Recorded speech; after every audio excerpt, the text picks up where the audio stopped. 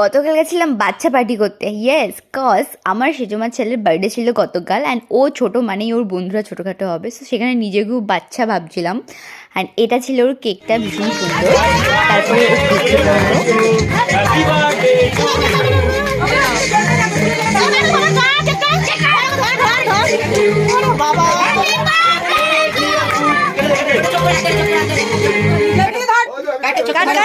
Happy birthday to you.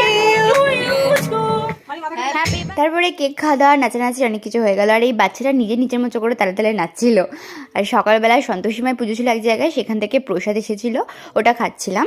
আর এটা হচ্ছে বার্থডের পায়েসটা, মানে আমার সেজমা বানিয়েছিল, সো আমি খুব নাচতে নাচতে খাচ্ছিলাম, কারণ গুড়ের পায়েস আমার ভীষণ ফেভারিট। তোমরা কে কে ভালোবাসো এত আমাকে জানিও।